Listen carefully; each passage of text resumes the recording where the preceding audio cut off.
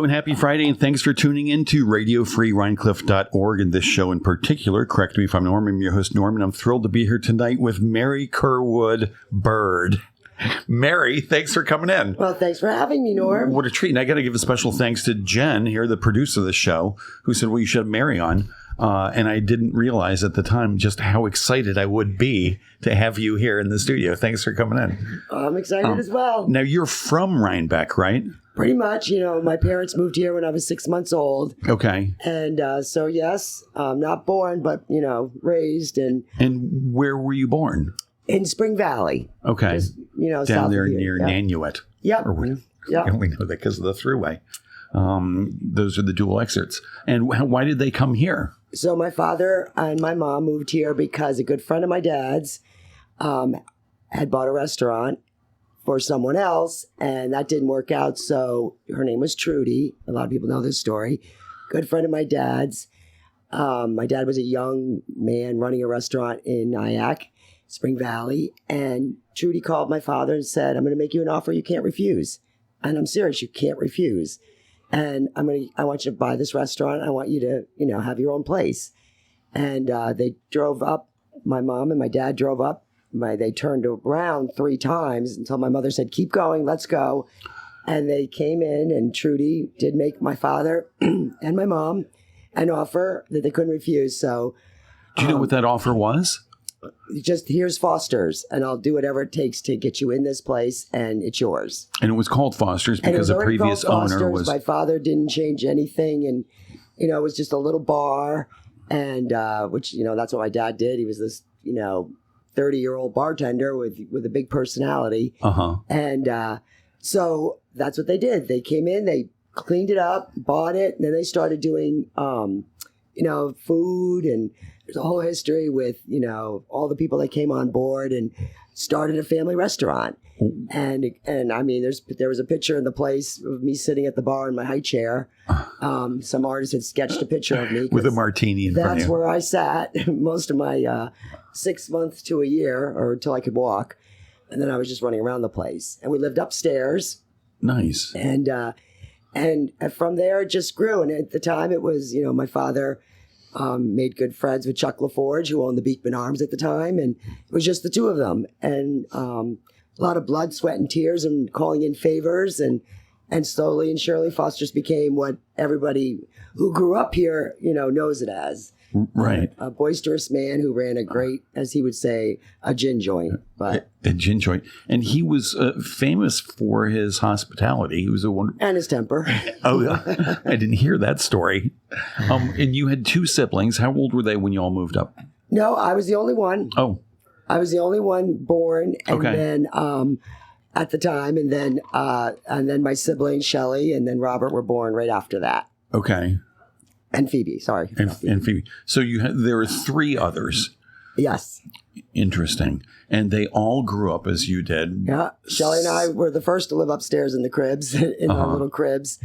And then finally, when we started growing more, we finally moved out of the restaurant and my parents bought a house, and, the late nights were keeping the children awake. So we had to move. And where did you move to? Well, yeah, actually, our first house was here on Rhinecliff Road, right up at the intersection. And then they bought another house out on Old Albany Post Road, a house called Stonecrest. Uh-huh. That's still... And then did you all 4 kids, I guess, go to school here in Rhinebeck? No, we never went to school here. I don't know if that's...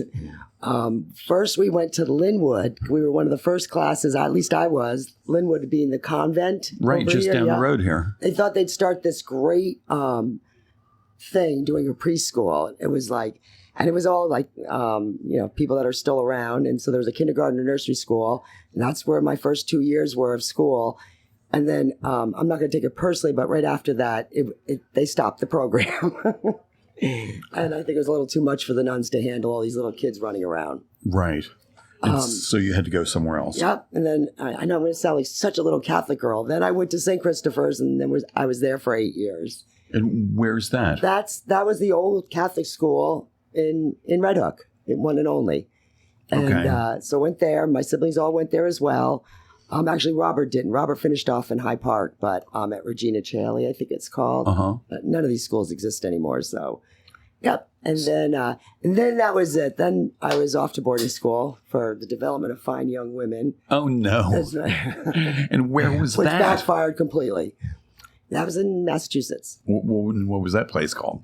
Miss Halls. Miss Halls. Please tell me that it was subtitled, boarding school for fine young women. Of course. Yeah. Where I learned to, talk like a truck driver and drink like a fish. Yeah. No, it was a great school. It was a great place to go. It's coming of age. Like you can read all these fabulous stories, but it was scary. I mean, I was 13 years old and sent away. And but it actually made me what I am today. And I have to say my dearest friends are from that time to this day. And did other siblings follow you there? My sister Shelley went. Just Shelley.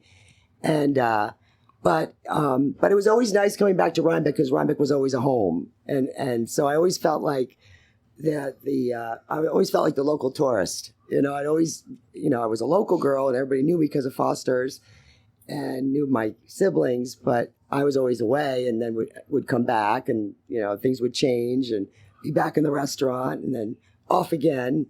And it was a nice experience growing up here. And I will say the one thing I take away from it now is so many years later is that all those people that are in that same circle that went to Linwood, went to St. Christopher's, worked in the restaurant industry, we have that bond, that unbreakable bond still. And it's nice to kind of remember those and appreciate, all we had then and what we now have because of then what we have today. We wouldn't have made the connections. I wouldn't have made all the connections I have today if it didn't start, when my parents moved here when I was a kid.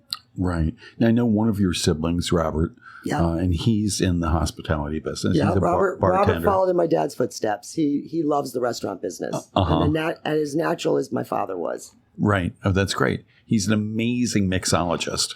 He's renowned for... and an entertainer. Oh, is he? Oh, very much so. I did not know that. Oh, yeah. You got to sit with him for a while and see all the things he does. Yeah, such as... Come on, talk out of school. Oh, he tells jokes. He does the pretend walk down the stairs. I love that. And if you're obnoxious, he has hard of hearing. He's a great guy. He just, very personable, very real. That's something that I find in a lot of the businesses still around here, that have people who have been here for a while still owning them.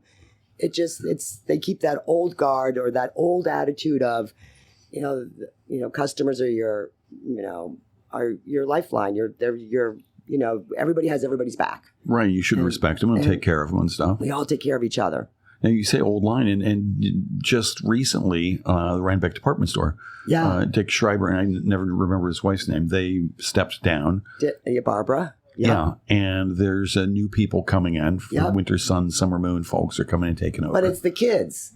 It's the kids that are taking over, which, I think that's kind of the legacy there, and I think it's a great thing. And Barbara feels really, I talked to Barbara, as emotional as it is. She knows that she's keeping the right flavors still for that corner. I mean, that could have been sold to a huge commercial store, that has, lots of stores in all the areas. It wouldn't be a personal touch.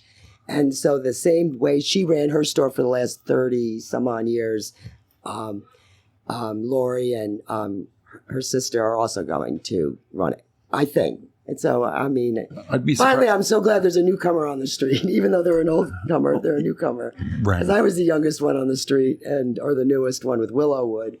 But now they're the new ones. And what is Willow Wood for people who don't know? Willow Wood is my little resort-style, lifestyle ladies' boutique that I started about 7 years ago. But you used to have men's stuff. I used to have men's, but the ladies took over the closet. Right. They took over the store, so the men's line got booted. And I still have men coming in very upset. But I started that 7 years ago after having a flourishing interior design business for 27 years. And enjoyed that and worked with my husband side by side as he is an architect. And but I just wanted to do something, my father always said to me, do something do it for your whole life, put your heart and soul into it, and that's it. I said, "Really? Okay, Dad, I got it." But my uncle would say, nope, do one thing great most of your life. Then at a certain point in your life, learn something new. And 7 years ago, or 8 years ago, I should say, I was fascinated by that concept. I'm like, okay, got to learn something new. What the heck am I going to do? And I always wanted a store. So, and again, one of the guys I kind of went to Linwood with owned the building. And I kind of joked and said, well, if ever a for sale sign goes up on that window, I'm just going to walk across the street, sign the lease. And literally the next day, a sign went on the window. And I went across the street and signed the lease. Wow. And he's like, you're going to open a store? I go, yeah, I'm going to open a store. And you're going to rent to me because you're not going to rent to somebody else. Right. And he did. And did you have a vision already as to what kind of store it was going to be? I always had a dream. I always had a dream of what I wanted. I wanted a store. I wanted, I still wanted my textiles. At first I thought it was going to be a little bit still design and clothing, but then it kind of turned to more just clothing. And because I still had my interior design business going until it got to the point where I just couldn't do both. I kind of tossed a coin and said, last one standing, I'll stay with. But they were both doing well, so I had to make a decision. And how did you make that decision? It sounds like a tough choice. It was when Bryson was this sad. He was 14? No, 10. 10. And he didn't feel well. And I went into his room and I said, what can I do for you? And he said, get Daddy.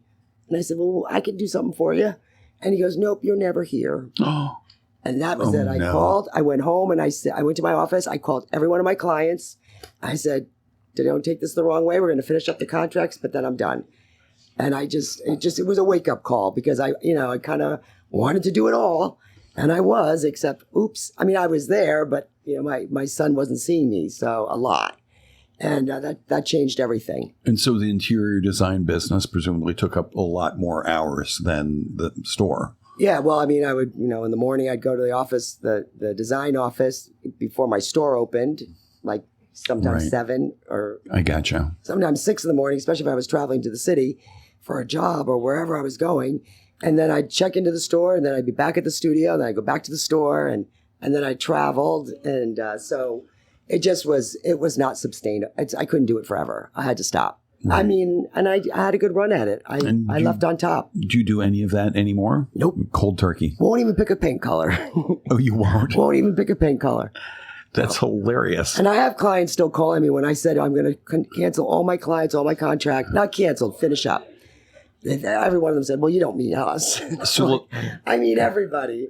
So you're at a friend's house. They're like, oh, I'm thinking about painting the dining room. Nope. What color? You're like, don't ask. Don't even pick a paint color. Cold turkey. Michael picks the paint colors now. Nope. Uh-huh. We kind of are like looking at, stuff to do in our house right now we're redoing. And I'm turning to some other people. I'm like, I don't even want to pick a paint color. That's so funny. Actually, for my own house, I do. I see. For my own house. And so you said you're working with somebody else. There's another designer who's coming in to advise you on. Actually, it was my assistant I worked with for 6, 7, 8 years. She worked with me. And, when she left the nest and, moved on to other firms, we hire her still to work for when Michael has jobs.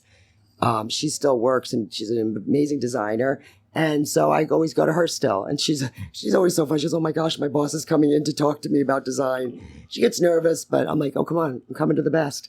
Right. And how did you get into that business, interior design? Funny story. And you say is it interior design or interior decorating? Interior designer. Okay.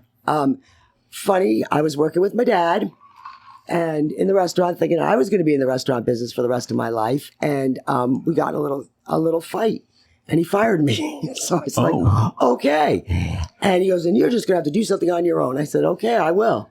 And I hit the pavement of Rhinebeck, and this woman who was an interior designer was trying to load her car up, and she was overwhelmed, and she was dropping things, and I just helped her. Right. And I said, by the way, do you need an assistant or somebody to help you? And she goes, yes, I do. And so I said, well, I need a job. So she gave me the job. And I'll never forget, the first assignment was she gave me her minivan.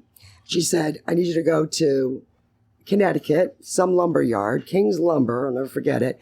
She gave me a check and she goes, I have a 4-foot window and a 6-foot window. You need to get a curtain rod, a big wooden dowel. I said, all right. So I get there. I order the rod, the 10-foot rod. And the guy says, okay, do you want me to put it in your car? And I said, yeah. And he goes, well, it's not going to fit. I'll just cut it in half. I said, all right, cut it in half. And he comes out and I go, wait, don't cut it in half. 6 and 4. And so, of course, I got lost. I was gone for hours. I mean, here this woman is thinking, I just gave my car to a perfect stranger. Right. I mean, she actually knew who I was, and she's gone. I was gone for like maybe 8 hours because I got lost throughout Connecticut. I came back, like, I think it was 11:30, 12 o'clock midnight. She comes out of her house. She walks over to her minivan, opens up the back, sees it's in a 6-foot and a 4-foot. She goes, you're hired. And we worked together for 5 years.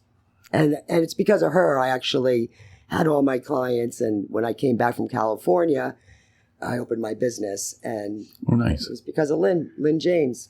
Nice. And then when you closed your business, did your assistant take over? No, she was already working with another firm that, okay. She had already moved on. So, so yeah, and she's still doing very well too. So Shayna Strauss at Millbrook Cabinetry, she's amazing. Yeah. And was there not a lumber yard in Rhinebeck?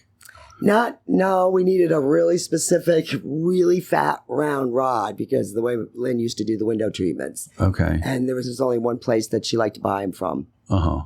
I guess, unless it was just probably a goose chase, a test. I don't know. It's good. I should ask her that. Then why don't we just go to Williams? Yeah. Right. And which was there. It dawned on me on the way over here that you probably saw a bunch of places begin here that are sort of fixtures in Rhinebeck. I think my dad always tells the story that when he got here, Lou Ruge was working at his uncle's Ruge Subaru, or he was taking over. Chuck LaForge was at the Beak. Mr. Dr. Tumalo had just started his practice. And Williams Lumber, Sandy, I think he had a few years on my dad. So those 4 guys, and Mr. Marvin had started his law firm. So I always say those are the families. Right. That my dad, those are the dads or the young men that were here, either, following in their family's footsteps or starting their own businesses. And it's those men are all still who are still here are still very close. Right. That must be and all the siblings, all of us are all close. The children are close. As well. So that's nice. So there's 4 siblings. How many children do the 4 of you all have? Oh my God, how many do we all have? 8. There's 8 grandchildren. Daddy had 8 I don't even know now. 2, 4, 6, 8. Yeah. I've met your kids, Bryson and Hunter. Yeah. And I know Bennett. Yeah. Who's friends with my daughter Alice. Yeah. And seems like a really nice kid. And there's another 5. Yep. Shelly has a daughter. My sister Shelly has a daughter, beautiful girl, living in California, and my brother has a son. He's living in Hawaii. So I guess that generation didn't stick around. Right. And then our son is in Florida at University of Miami, and Hunter's over in Armenia at a fabulous school called the Maplebrook School. Oh, nice. And where's Bryson? At the University of Miami. Oh, okay. I missed that. And he must be sophomore? Nope, just a freshman. What is he studying? Business. University of Miami. Yep. My goodness. I don't know anything about it, but it sort of sounds like a party school. Yeah, it did, but it's got a really amazing, it's not. It's a good, got a great business school, high-ranking business school, and, he made the dean's list, so that's all we care about. And I like this school because it's in Coral Gables. It's not in Oh, that's nice. Miami Beach. So even though he can get there, it takes some effort. But he's a serious kid, and he wants to do well. And does he think he'll go on to get an MBA after that or something? I don't think we're that far. No, he's a freshman. This week is all about joining a fraternity, so that's what we're dealing with today. No. And is that a big part of the school down there? Yeah, that school happens. Life? Some, you always look at colleges. Some are. They're all about Greek life, and then some they don't even touch on it. But it's a big social part of that school. And what's the school? Tell me again where Hunter is. And Hunter's at a school called Maplebrook, the Maplebrook School over in Armenia. It's for kids who learn differently, think differently on the spectrum. But it's not just for children with autism. It's just there's a variety of, as they say, they think differently, and we teach successfully to those who think differently. And he's been there since 8th grade, and it's done a world of good for him. It's opened our hope for, a future. In fact, I just got a phone call today, another proud mom moment. He's working at a little hotel, little boutique hotel, and they called to say he's unbelievable. He's wonderful. The owner loves him. In the 20 years we've had children here working for us, Hunter is the number one employee. Mm-hmm. And he just is a That's joy. amazing. Proud parents. The guests love him. He converses with the guests, but he takes care of whatever he needs to take care of. He knows his job, and he's very serious. In fact, sometimes we have to pick him up, for spring break or Christmas break. Right. And I'm like, okay, Hunter, I'll be there at 3. He goes, oh, no, 4:30. I don't get home. I don't get back from work until like 4:15. You got to give me a little, right. I might have to stay a little, I might have to, so don't pick me up till 4:35. And then, oh God, then I have to be there, like either right there, 4:30 or 5. Then he gets very upset if I'm not. And how many more years will he be there? I think we're going to do one more year. That's the big, we're at that big crossroad now, like taking the leap where he's going to go next. And where are the options? Yeah. That's a whole other radio show. There's lots of great private programs.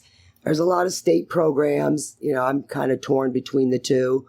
We just have to do our research. I mean, he's capable of living on his own. He's capable of doing a lot, but, he obviously can't be completely on his own like a typical person would be. And, he's young yet, right? How old is he? He's 20. Oh, he's 20. He's 21. Oh, 21. Huh. And will there be a point, do you foresee a point where he could live completely on his own? No, not completely on his own. Okay. But, I think he can, get a nice job, and I think he could. I don't think he's ever going to drive, but, never say never. Right. But he's capable of having roommates and a job responsibility. I mean, right now he's in an independent house. I call it the frat house. Right. And he's with 4 other guys, and they don't cook all their meals, but they cook a lot of their meals, and they're responsible for the house. They go to class in the morning. They all go to their respective jobs in the afternoon. They meet for dinner. They study. They play games. They go to the movies. They do fun things on the weekends. But there is somebody there driving them, and there's somebody there planning. And so we just have to kind of embellish on that in his adulthood, in his years where he's, on his own. Right. And the school's a wonderful school. I mean, it was a miracle for us that we actually got in and were there for as many years as we were. And how many years?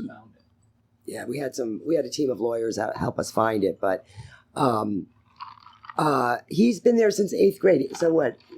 5 years, 6 years, 6 years. And I want to ask, in what way does he think differently? How does he think differently? He's very matter of fact. Mm-hmm. I mean, for years, like, oh, it's raining cats and dogs, he'd run out and look for the cats and dogs.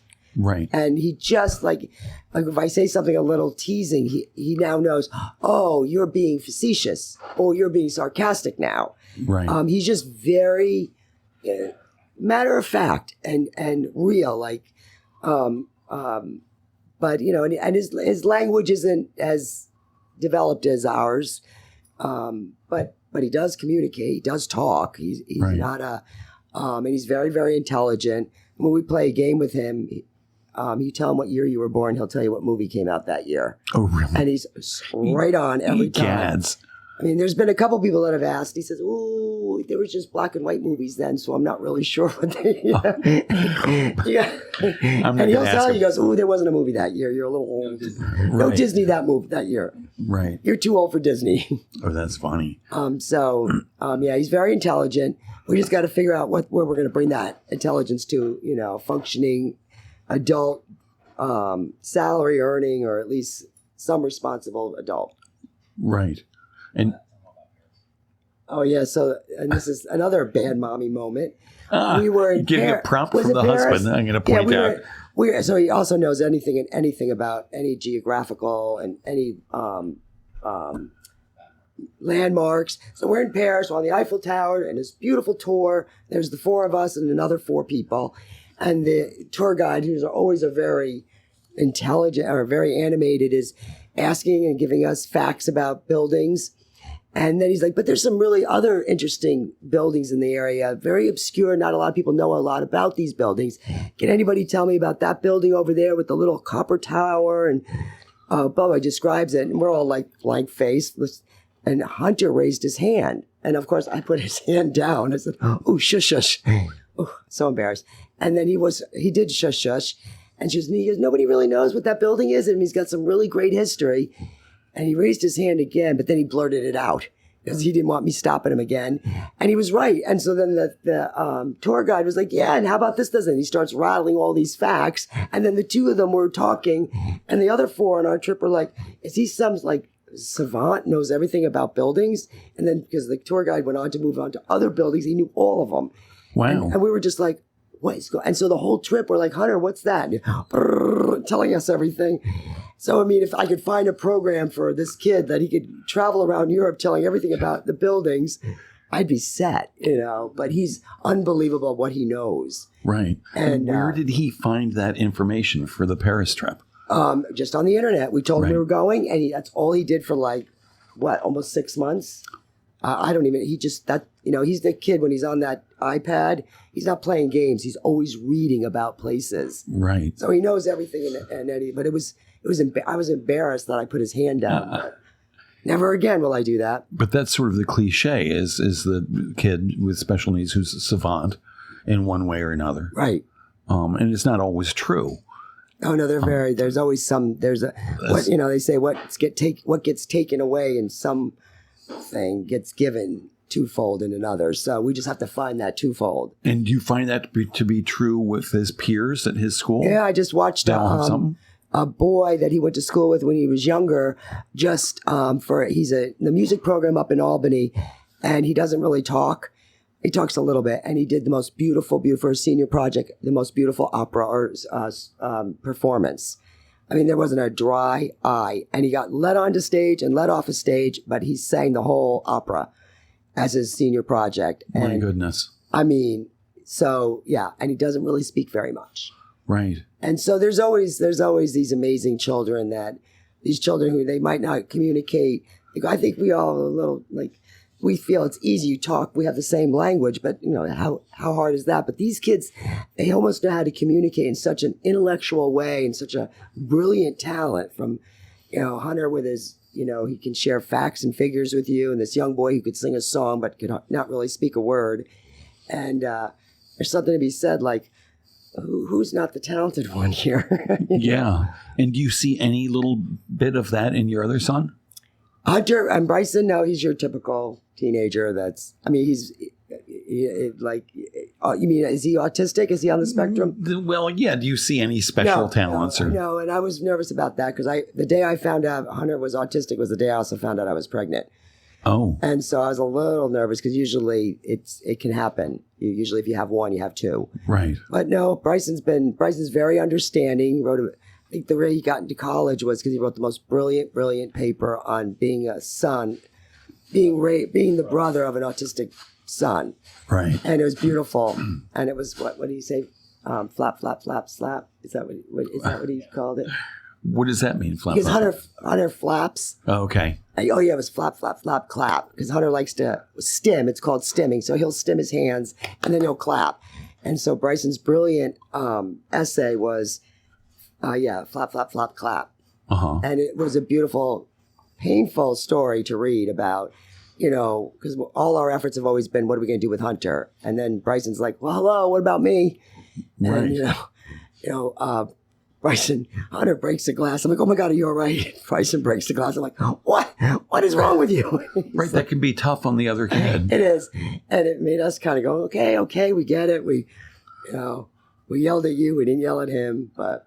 And so have you discussed that with Bryson? Have you sat down and sort of worked through all of that? Oh, yeah. I go, got your message, buddy. Okay. Right. We know your brother needed more attention. And he knows. And Bryson is very good with Hunter.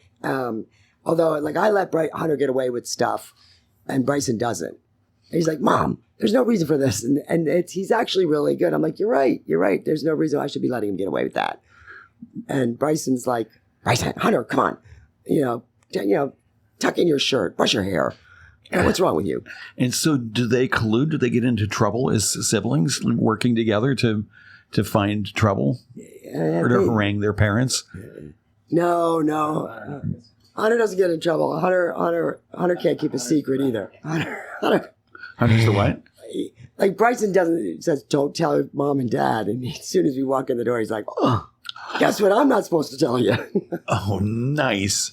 Boy, that's got to be annoying for a like, sibling. Forget, I'm not going to tell everything to you again. No, he can't keep a secret. That's funny. And can he tell a lie? Nope, can't tell a lie, can't tell a secret, and can't really hurt your feelings either. Like if you say, well, which one did you like better? Like if he made a dinner and I made a dinner. Which one did you like better? Both. Right. Yeah. How does this scarf look with this dress? Yeah, both. Terrible. No, he would. Yeah, well, yeah. How does he say when he doesn't like something? He says, no, that he doesn't. He'll always say, you look great. He would never. No, smart. So that's maybe a white lie, but he would never lie. Well, every young man should learn that that he talent. Doesn't lie. So you said that your dad, I'm going back to this, fired you. Oh yeah, from Foster's. Not the first time actually. Yep. Fired you. Did he fire other siblings as well? Oh yeah, Robert got fired a couple times too, and Shelley. Yep, Shelley got fired too. Yep, we all got fired. I mean, it was like a rite of passage. If you didn't get fired, you weren't worth calling back. And what did your mom say about that stuff? How did she weigh in? My mom got fired too. So Dad, legendary. We're all on a team. Legendary host, but also sounds like maybe a bit of a tyrant. Oh yeah, hot and cold. Oh yeah, hot and cold.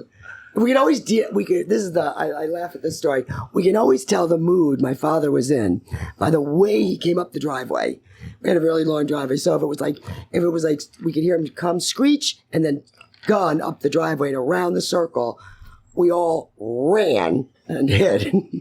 If you just kind of rode up quietly, we're all like right there on the front porch because we knew he was going to be in a good mood. And but I laugh because when he did come screeching up the driveway, quickly turn off the TV, turn off the music, run to the kitchen. Mom's like at the stove she's cooking, I'm sweeping, Shelley's reading a book, and we're all doing the same thing. And Dad walking, and I'm like, Dad, finally I go, didn't you find it really funny that you'd walk in and it's like the same scene every time? He goes, what do you think, I'm an idiot? I knew what you were doing. You were like, you heard me coming up the driveway. You knew I was, Right.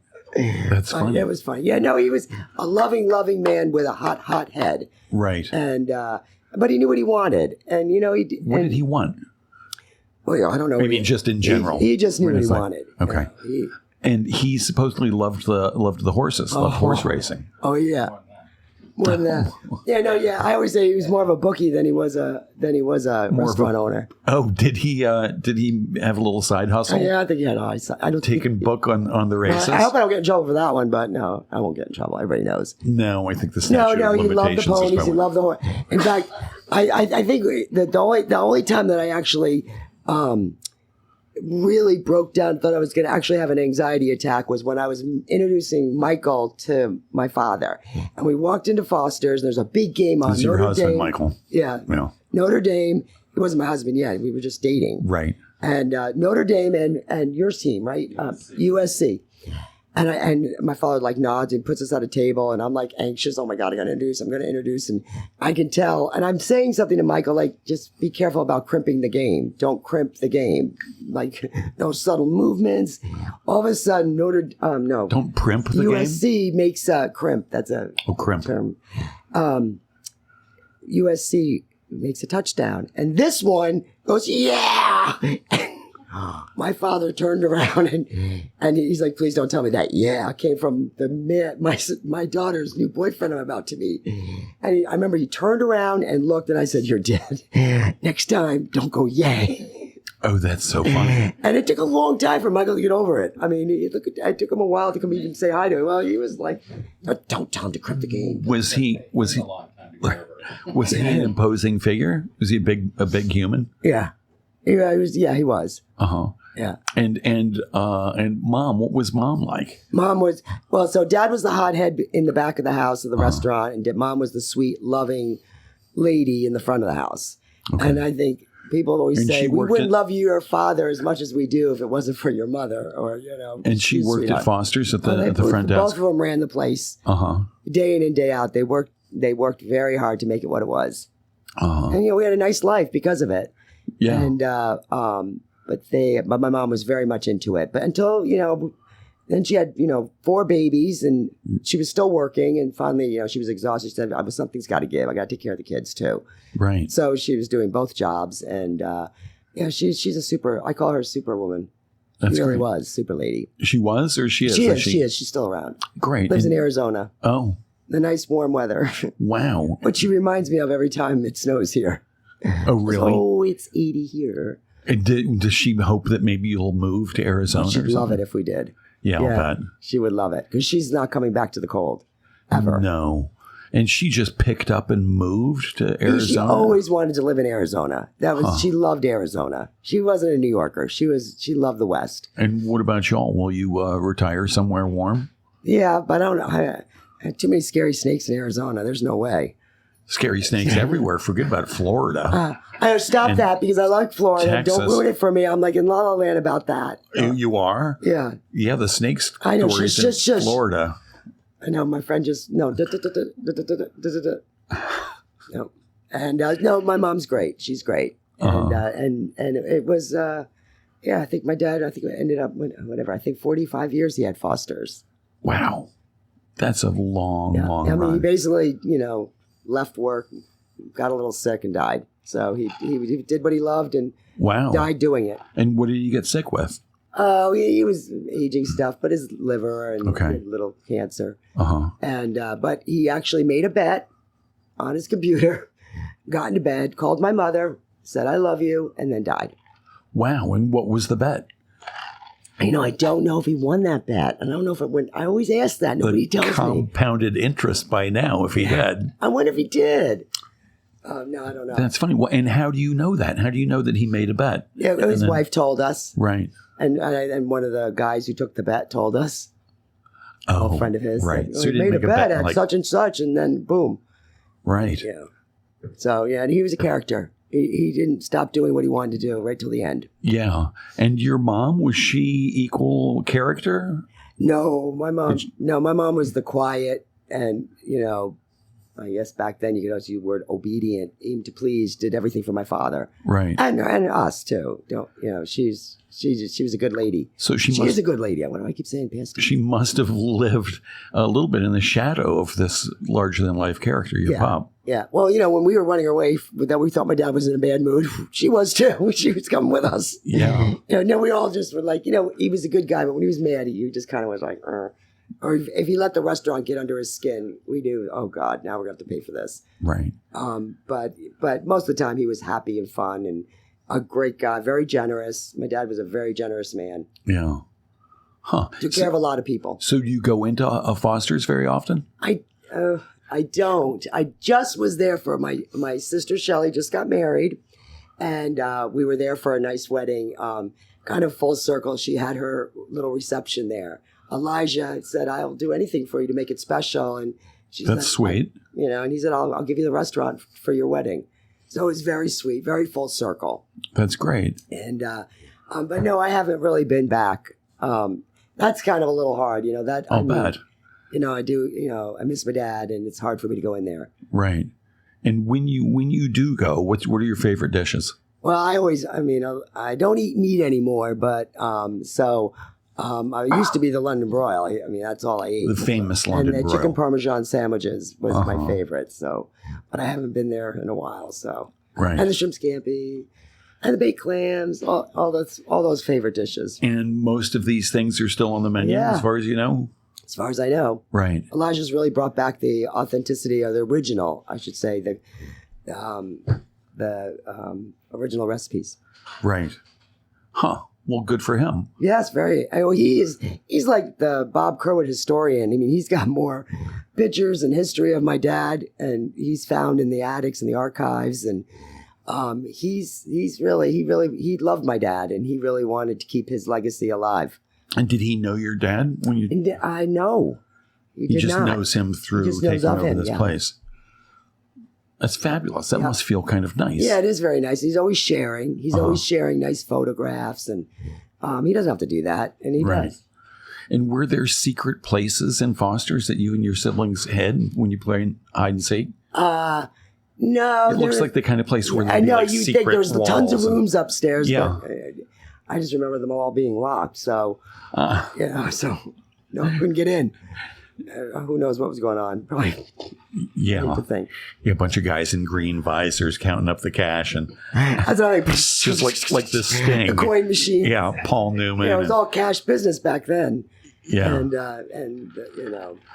so that's a good business to have. So you grew up. You went to the Catholic school in Red Hook. Then you went away to college. But it says you went to Roanoke College at some point too. Yeah. Where was that, and how'd you get there? Virginia, I don't know. I just, it was a small school. And again, I was like, I wanted to be somewhere warm, but not too far away. Right. It had a great, ironically, I wanted to be a marine biologist. Oh, yeah. And I'm going to school in Virginia. I wanted to study science and biology. And so they had a great program there. The teacher that was kind of my counselor, my guide, my mentor, my biology science teacher, she loved that school. And she said, it'll be a good school for you. Which it was for like 2 years. And then I didn't want to be a marine biologist.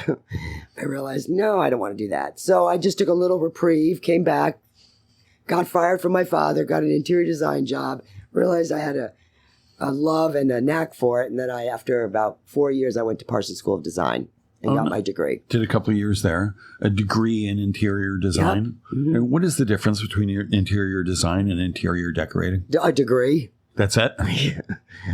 So I could be an interior decorator. Absolutely. Anybody who's been to my house will be laughing right now. Anybody can be a decorator. Not everybody can be a designer.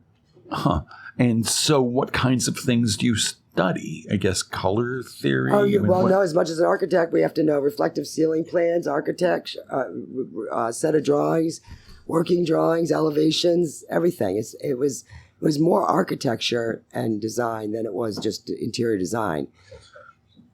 Except, no structure. Right, nothing structural. Nothing engineering. But it was all that mechanical stuff. Right, but it's not engineering. It was all the, architecture. Right. And a lot of color theory and furniture history. But, they didn't teach you how to decorate design a room with color and whatever. That kind of you had to learn on your own. Right. And now you're in a different sort of design thing with I'm decorating people now instead of houses. Willow Wood. And you're always so well turned out. And somebody wrote in and said, well, ask her who her influences were. Like, clothing designers do you especially like? I like everything. Yeah. That's not what influences me. Turning people around and making their day is what influences me. Right. And so when a person comes into my store and they're looking for something, or it's like such a satisfaction to find them the perfect piece.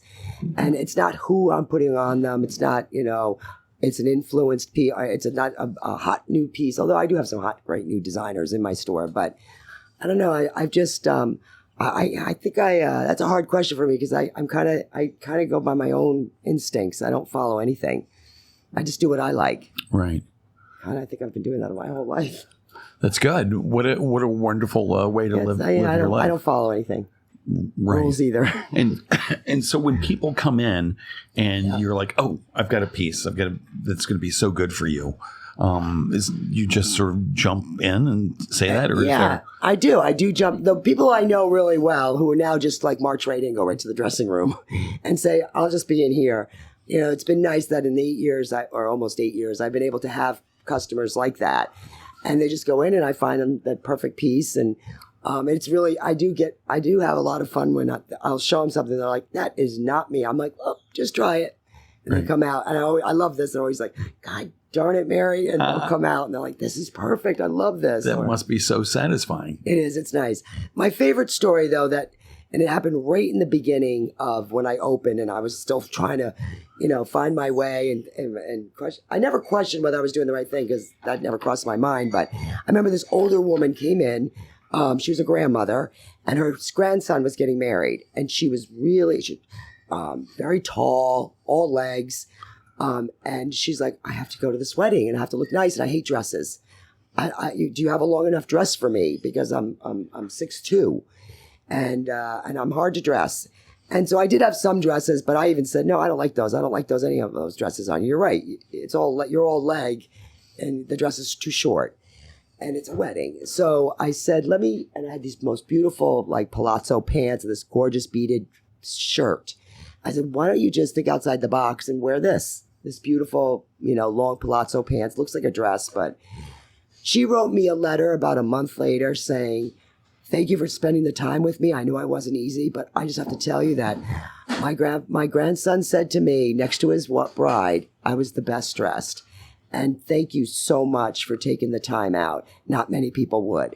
I still have that letter, and I'm like, this is what it's all about. I don't care about anything else. I just when somebody walks in, and I saw it a lot during COVID, they walk in and they're not feeling themselves, or they have a big, huge occasion to go to, but they're not feeling comfortable, and I can turn that around and make them feel like they just walked out the princess or the queen. Right. And that's my driving force, and that's the reason why I love what I do.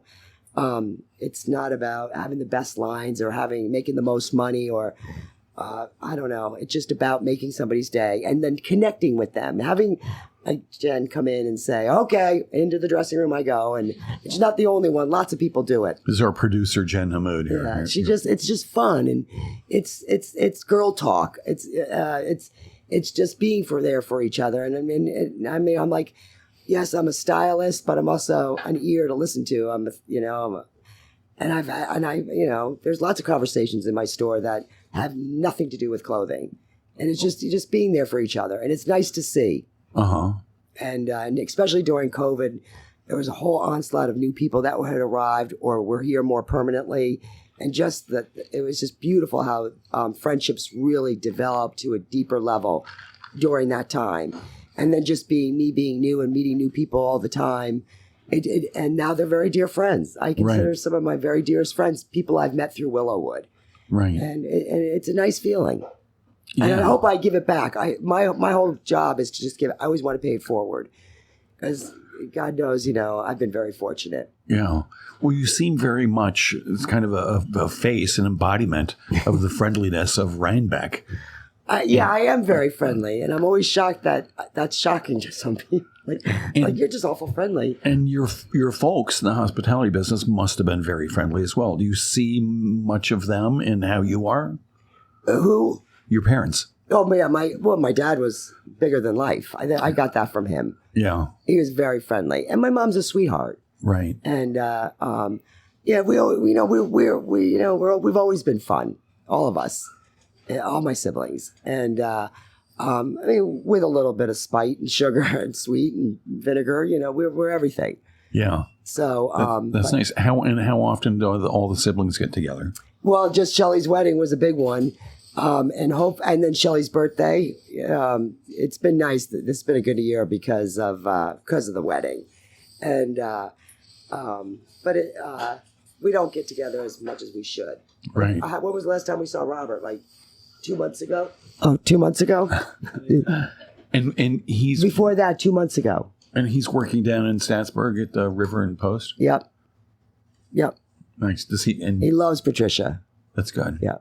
And Serge. Yeah. Yeah, my boy worked there for a summer. Yeah, Moss. I love that restaurant. Yeah. Well, I loved when they were here, too, Liberty. Right. Yeah, really did like Liberty. Huh. Oh, and Ariel's. Ariel. And Belvedere. I forgot all about Ariel. Yeah, we did love Ariel's. So you've been in Rhinebeck for decades and decades. Hey. Not that 20 old. years. Maybe 15. Maybe 15. Yeah. What are there...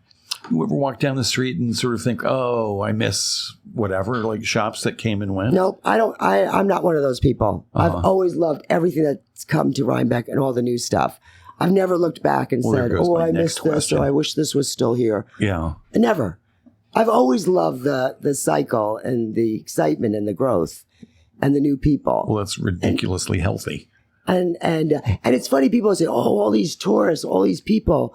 I'm like, wait a minute. I grew up in the restaurant business, and I remember being 15 years old, and it was this conversation. My father would always like the regulars are here, and then he'd like, up here come all the visitors, here come all the weekenders.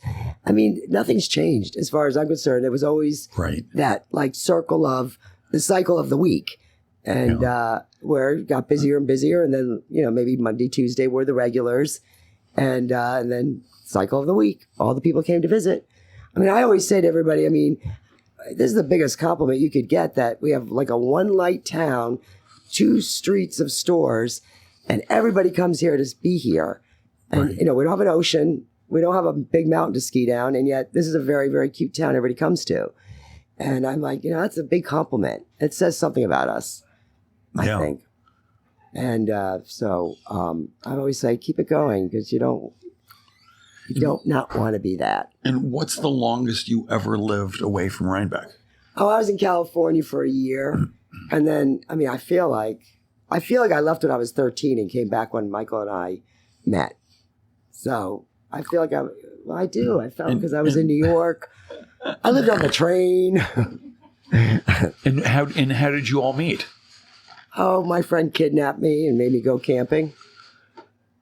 And Michael's friend kidnapped him and made him go camping? Well, Michael happened to be there. I literally got kidnapped to go camping. And if you know anything about me, because you know about me and snakes, so if you think I'm going to sleep in a tent with a snake, or a snake might come in, and then I went out. I got kidnapped to go camping, and I gave in because I couldn't say no. And that's how I met Michael. He was there in the same trip? Well, he was at another house. He was at another location, and I could say I found her on a rock, not under a rock, on a rock in a tent out in the out in the big wilderness. Where were you camping? What was it called? Pete's Rock. Pete's Rock at Paul Smith's College, way up there, way up. North. Like I didn't know New York. I mean, I knew, but New York went very far. Like I was like, where the hell am I going? Pete's Rock, but there was. And I drove with a map. I had a map to my campsite. Sure. With a highlighter. That's how long ago it was. That's hilarious. A map. Yeah, my kids don't know what a map is. And then I met Michael. I got introduced, got invited to lunch, and I saw his style of camping, which is this big house in the woods. And I went, oh, I like this kind of camping. I never left. And then he's like, I really like Rhinebeck. We should live in Rhinebeck. I'm like, what? I grew up there. I'm not supposed to live in the same town I grew up in, but I'm glad that I didn't say no. And where was he from? Michael, he was from Chicago, and then he was summering up in Lake Placid. In the big house. But now you were living there by then. I was working. Oh, you were? Yes, that's right. In the big house near the campsite where you were camping. Yeah. It doesn't. Not that close. It's not winterized. Yeah, so. The big house not winterized. So he was just summering there. And I happened to be camping there. And it was a very funny story because my girlfriend who brought me kicking and screaming was laughing because years later she's like, I couldn't get you there. Now I can't get you out of there. So it was kind of a cute story. Full circle. Because you want to go back all the time now because Michael was there. Yeah, well, I had something to do every weekend now. Yeah. Kiss this boy. And it wasn't camping.